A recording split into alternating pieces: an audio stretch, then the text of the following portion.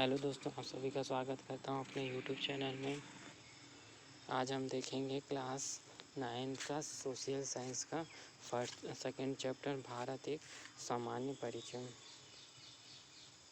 तो हमें नाम से ही पता चल रहा है कि ये भारत के बारे में बताया जा रहा है कि भारत का परिचय दिया जा रहा है कि वहाँ क्या है, कैसे है।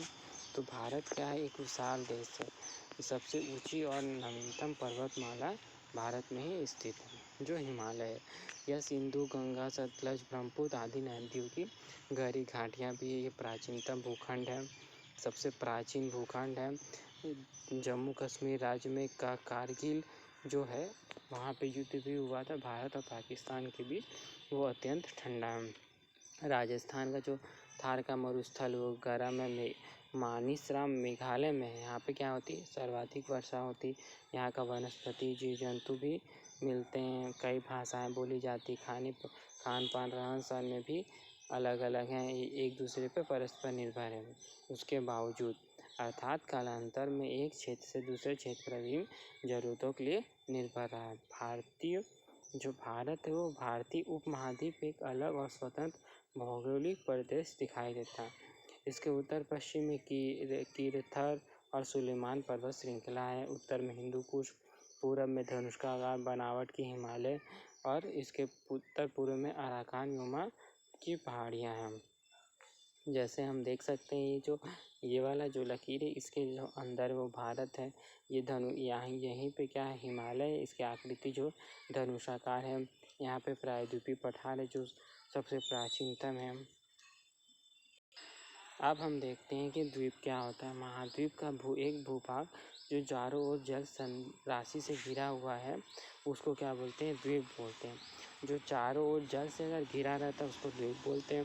फिर ये जो परिभाषा है इसे हमें याद होना चाहिए। ये क्या द्वीप हो गया। महाद्वीप क्या होता है, इसका कोई सर्वमान्य परिभाषा नहीं, लेकिन प्रारंभ से ऐसी मान्यता है कि सतत विस्तृत और वृहद भूभाग जो चारों ओर से विशाल जल राशि से घिरा हुआ है।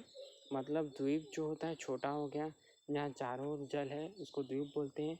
जो बहुत ज़्यादा जल है और बहुत ज़्यादा विस्तृत भागों में भी घिरा हुआ तो उसको महाद्वीप बोलते हैं। और फिर इस परिभाषा के आधार पर एशिया और यूरोप को अलग नहीं किया जा सकता।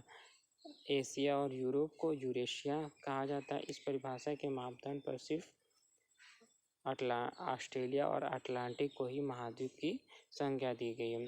अगर हम ध्यान से देखें तो संसार के मानचित्र को देखें तो एशिया, यूरोप और अफ्रीका जो है, तीनों स्थल खंड है और तीनों जो हैं एक दूसरे से जुड़े हुए हैं। और उत्तरी अमेरिका, दक्षिण अमेरिका आपस में जुड़े हुए हैं। जिस विस्तृत और वृहद भूभाग को परंपरागत रूप से महाद्वीप की संज्ञा से जाना जाता है उसे है महाद्वीप कहते हैं। उपमहाद्वीप किसे कहते हैं, भौगोलिक, सांस्कृतिक और ऐतिहासिक दृष्टि से महाद्वीप का एक विशिष्ट भूभाग है जिसे भारतीय उपमहाद्वीप है। जो भारत है उसको क्या बोलते हैं, भारतीय उपमहाद्वीप। जो पश्चिम बंगाल की खाड़, म्यांमार में बंगाल की खाड़ी के तटों से होते हुए दक्षिण से उत्तर की ओर बढ़ते हुए हिमालय से मिल जाती है। काली लकीर के द्वारा दिखाई गई ऊंची और दुर्गम पहाड़ी श्रृंखला ऐसे शेष एशिया से भारत को अलग करती है। इस उपमहाद्वीप का एक हिस्सा दक्षिणी प्रायद्वीप है। इसके किनारे पश्चिम अरब सागर, पूर्व में बंगाल की खाड़ी से उठते लहरें टकराते रहती है। ऐसा प्रतीत होता है कि ये सभी दिशाओं से अनेक दुर्गम में है। दक्षिण एशिया के इस प्रदेश को हम भारतीय उपमहाद्वीप कहते हैं। अभी ये जो है भारत का पूरा विस्तृत मानचित्र, यहाँ पे अरब सागर, यहाँ पे बंगाल की खाड़ी, यहाँ पे हिंद महासागर, यहाँ पे हिमालय हो गया, यहाँ पे पामीर की घाट भी, यहाँ पे श्रीलंका है। भारतीय उपमहाद्वीप भौगोलिक दृष्टि से एशिया महाद्वीप का विशिष्ट है। ये स्थिति और बनावट भी इसकी विशिष्ट जलवायु भी प्रदान करती मानसूनी जलवायु है। अगर हिमालय की ऊंची व लंबी पर्वत श्रृंखला नहीं होती तो दक्षिण भाग से दोनों तरफ समुद्र के फैलाव नहीं होता तो उपमहाद्वीप बन ही नहीं पाती। उत्तरी ध्रुव से आने वाली ठंडी हवाएं से हमारी रक्षा कौन करता। यदि हिमालय नहीं होता तो सिंधु, गंगा, ब्रह्मपुत्र की जो नदियाँ हैं वो भी नहीं होती। इसे निर्मित विस्तृत मैदान होते और भारतीय उपमहाद्वीप में विस्तृत मरुस्थल होता। यहाँ पे रहना नामुमकिन होता। और ये सिंधु घाटी सभ्यता में प्राचीन सभ्यताओं का विकास हुआ। फिर यहाँ पे क्या है, यहाँ पे दर्रे के रास्ते मानव भारतीय उपमहाद्वीप पहुँचे, इसे खैबर और बुलंद दर्रा कहते हैं। कुछ मानव समूह दक्षिण में मरकान तट के रास्ते से भारत पहुँचे। अब क्या हुआ कि मतलब भारत में पहले तो नहीं होते थे, ये को कहाँ से है, अफ्रीका से मनुष्य भोजन और पानी की तलाश में पश्चिम एशिया बढ़ते बढ़ते यहाँ पे कई सारे लोग आते हैं। फिर यहाँ पे जो अलग अलग संस्कृतियाँ हैं, अलग अलग लोग आए, फिर वो क्या हुआ, आपस में मिलजुल गए, अपनी पहचान अलग से बनाए रखी।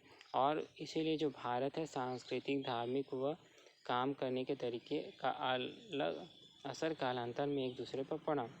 और भारत में क्या है, विभिन्न सभ्यता, संस्कृतियाँ, ये सब का विकास हुआ। अब बताया जा रहा है भारत की स्थिति, विस्तार और हमारे पड़ोसी राज्य। भारत जो अक्षांशीय विस्तार यहाँ से यहाँ तक है और यहाँ से यहाँ तक है। ये उत्तर से दक्षिण, ये पूरब से पश्चिम, और 7वां बड़ा देश है। इसका क्षेत्रफल 32.9 लाख वर्ग किलोमीटर। ये पूरे विश्व का 2.47% भाग है और जनसंख्या की दृष्टि से विश्व का दूसरा बड़ा देश है। और विश्व की कुल जनसंख्या का 17.2% भाग भारत में निवास करते हैं। देश में 29 राज्य, 7 केंद्र शासित। ये क्या दिया हुआ, ये भारत का मैप है। यहाँ पे ये उत्तर से 37.6, यहाँ पूरब में इतना है, फिर पश्चिम में इतना है और दक्षिण में 8.4 है। फिर इसकी टोटल लंबाई दी हुई इधर से यहाँ से यहाँ और इधर से इसकी पूरी लंबाई दी हुई कहाँ से कहाँ तक। भारत से होकर कर्क रेखा गुजरती है, IMT रेखा गुजरती है, यहाँ पे अरब सागर, यहाँ पे बंगाल की खाड़ी, फिर ऊपर में क्या है, यहाँ पे चीन है, यहाँ पे पाकिस्तान है, यहाँ पे अफगानिस्तान है। जो कर्क रेखा भारत के लगभग मध्य से गुजरती है और देश को लगभग 2 समान भागों में विभाजित करती है।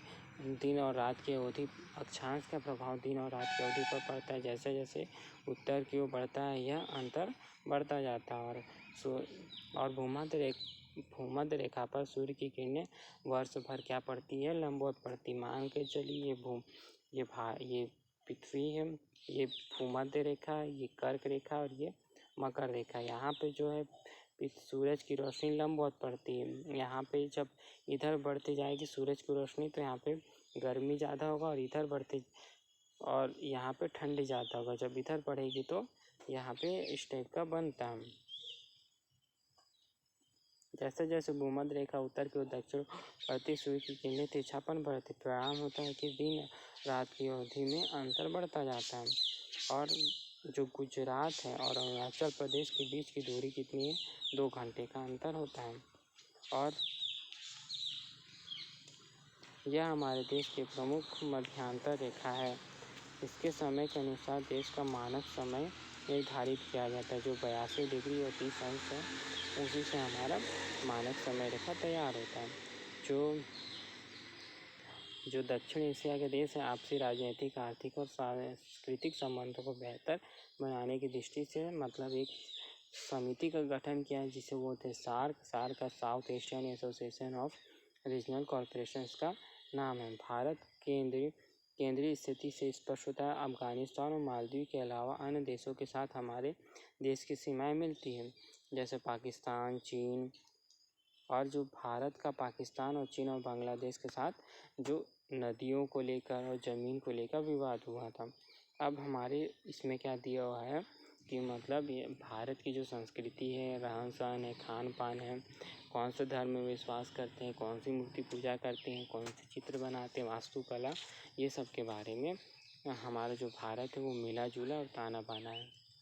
सभ्यता मनुष्य के भौतिक क्षेत्र की प्रगति का सूचक है, जबकि संस्कृति मानसिक की प्रगति का द्योतक है।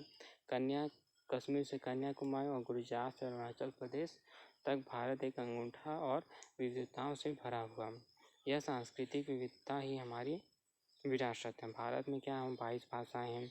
फिर उसके जो 22 भाषाएं हैं उन्हें संवैधानिक दृष्टि से संवैधानिक दृष्टि से उनको मान्यता दी गई, लेकिन उसके अलावा भी 1600 भाषाएं हैं। कई सारे सभी धर्म और धार्मिक संप्रदाय के अनुयायी रहते हैं। हिंदू, मुस्लिम, सिख, ईसाई और फिर सिख, बौद्ध, पारसी और कई आदिवासी हैं जिनकी अलग अलग परंपराएं हैं। वे धर्म वे क्या उनकी भारत की संस्कृति और विविधता को सतरंगी बनाता है।